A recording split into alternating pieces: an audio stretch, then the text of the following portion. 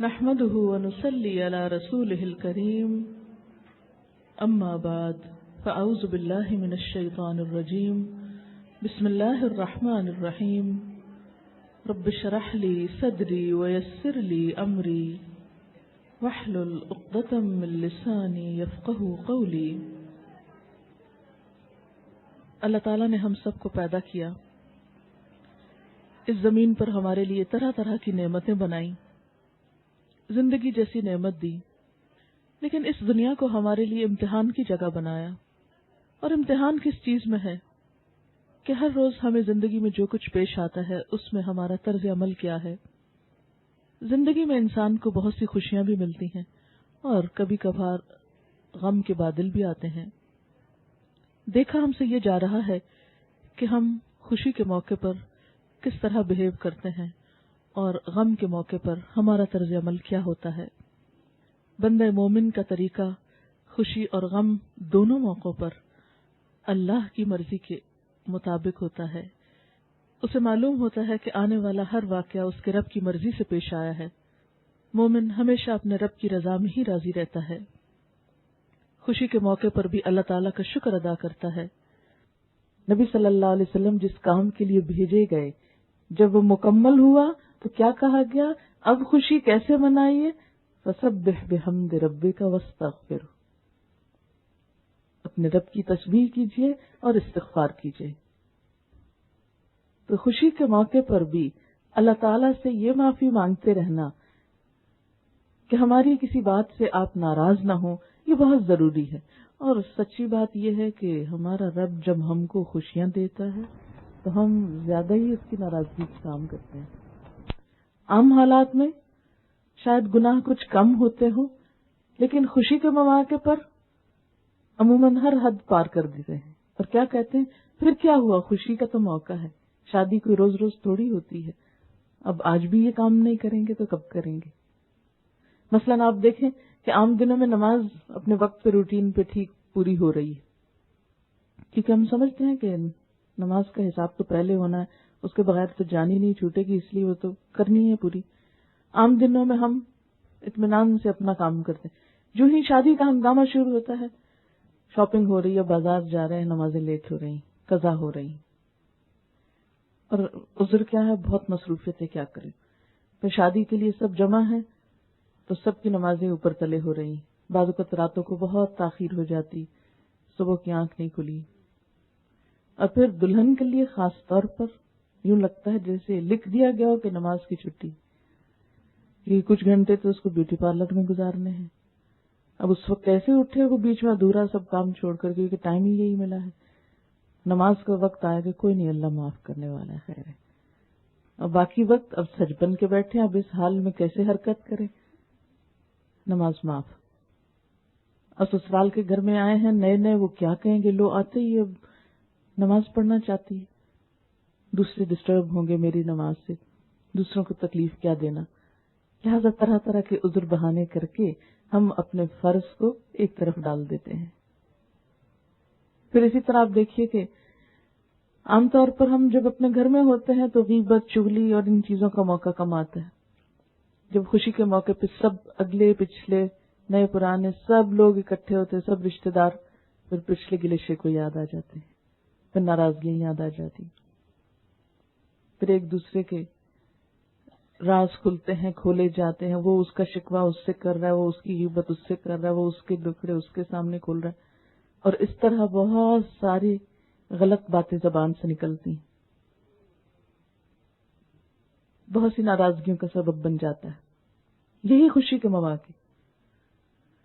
پھر آپ دیکھیے کہ جب ہم کسی مجلس میں ہوتے ہیں، شادی کے موقع پہ اچھا پہننا، اچھا کھانا کو منع نہیں ہے، اپنی استطاعت اور حیثیت کے مطابق کریں، اسراف نہ ہو، کیونکہ اسراف کرنے والے اللہ تعالیٰ کو پسند نہیں۔ قرآن پاک میں آتا ہے ان المبذرین کانوا اخوان الشیاطین، فضول خرچی کرنے والے لوگ شیطان کے بھائی ہوتے ہیں، ناپسند کیا گیا۔ اپنی حدود سے باہر نکلنا، قرض لے لے کر بڑے بڑے کام ایسے کرنا کہ جس سے ایک دھاک بیٹھ جائے، ایک نام بن جائے، یہ کوئی پسندیدہ چیز نہیں ہے۔ لیکن ہم ایسے مواقع پر صرف دکھاوے کے لیے صرف لوگوں کو بتانے کے لیے کہ ہمارے پاس بہت کچھ ہے. ہم اس نیت سے بسا اوقات پہنتے بھی ہیں، پہناتے بھی ہیں، چڑھاتے بھی ہیں دلہن کو. اسلام میں ریاکاری، دکھاوا، اسراف یہ سب ناپسندیدہ چیزیں. پھر آپ دیکھیے کہ شادی کے موقع پر کیا کرتے ہیں کہ جب تک بیٹھے رہتے ہیں لوگوں کا جائزہ لیتے رہتے، اس نے کیا پہنا، اس نے کیا پہنا، کسی کو دیکھ کے خوش ہوئے، کسی کو دیکھ کے کڑھے. پھر جب گھر واپس پلٹتے ہیں تو کیا گفتگو ہوتی، کبھی غور کیا ہم نے؟ ضرور بات کرتے ہیں، وہ دیکھا فلاں کی شکل کیسے لگ رہی تھی، اس کو تو یہ کپڑے سوٹ ہی نہیں کر رہے تھے، اور اس کو اس عمر میں کیا چاو آیا کہ وہ اتنا کچھ پہن کے آ گئی. کسی کے ناک پہ تبصرہ، کسی کے میک اپ پہ تبصرہ، کسی کے کپڑے پہ تبصرہ. مومن تو کسی کا مذاق نہیں اڑاتا، اس کی گفتگو تو ایسی نہیں ہوتی کہ وہ لوگوں کی شکل و صورت پہ بات کرے، ان کے لباس پہ بات کرے، کسی کی غربت کا مذاق اڑائے، کسی کی امارت کا مذاق اڑائے. تو یہ سب کام عموماً ایسے ہی موقعوں پر جنم لیتے ہیں. اس لیے ایک طرف تو ان سے احتیاط لازم، اور دوسری طرف کہ ہماری کسی بات سے اللہ تعالیٰ ناراض نہ ہو، ہم اس سے معافی چاہتے ہیں. وَنَعُوذُ بِاللَّهِ مِن شُرُورِ أَنفُسِنَا، اور ہم اللہ کی پناہ میں اپنے آپ کو دیتے ہیں اپنے نفس کے شر سے بچنے کے لیے، کیونکہ انسان کا نفس اسے برائی پہ اکساتا ہے. چھوٹی سی بات کسی کی مائنڈ کی تو اس وقت تک چین نہیں آتا جب تک اس سے دگنا نہ اس کو سنا دے. کسی کی طرف سے تھوڑی سی تکلیف پہنچے تو جواب دینا لازم ہے. یہ کیسے ہو سکتا ہے ہم چپ بیٹھے رہیں، اور چاہے اس میں بات بڑھ جائے اور کام خراب ہوتا ہے تو وہ ہم اپنا غصہ تو ٹھنڈا کر لیں. لہذا نعوذ باللہ من شرور انفسنا، ہم اپنے نفس کے شر سے، کیونکہ حضرت یوسف علیہ السلام نے بھی کہا تھا کہ ان النفس لامارۃ بالسوء، یقیناً نفس تو انسان کو برائی پہ اکساتا ہی رہتا ہے، برائی پہ آمادہ ہی کرتا ہے، وہ تو برائی کی طرف ہی لے کے جاتا ہے. لہذا نفس کی ایسی باتیں جو انسان کو دنیا میں بھی نقصان دے تو ان کو ماننے میں خسارہ ہی ہے.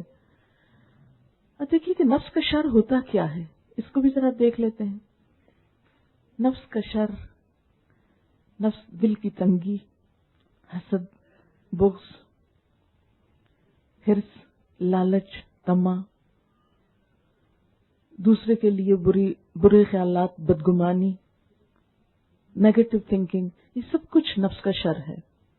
خود کو بڑا سمجھنا، لوگوں کو حقیر سمجھنا، اپنی کسی خوبی کا بہت زوم ہونا، یہ ساری چیزیں نفس کے شر میں آ جاتی ہیں. سب سے پہلے نفس کے شر کا شکار ہوا تھا شیطان، اور اس نے کیا کہا تھا جب اسے کہا گیا کہ انسان کے آگے جھکو تو اس نے کہا میں کیوں جھکوں، انا خیر منہ، میں اس سے بہتر ہوں. خلقتنی من نار وخلقتہ من طین، مجھے تو نے آگ سے بنایا، اس کو مٹی سے. آگ مٹی کے آگے جھک جائے؟ نہیں، آگ کی تو سرشت میں نہیں، وہ تو اس کے شعلے اوپر جاتے ہیں، وہ نیچے نہیں ہو سکتی. میں اس کے آگے جھک نہیں سکتا. اب دیکھیے کہ انا کا شکار لوگ دراصل شیطان کے پیروکار ہوتے ہیں، اور عام روزمرہ زندگی میں جتنی بھی خرابیاں ہوتی اگر ہم ان کا انالائز کریں تو ہم دیکھیں گے کہ اس کے پیچھے، انسانی تعلقات کو بگاڑنے کے پیچھے بھی نفس ہوتا ہے.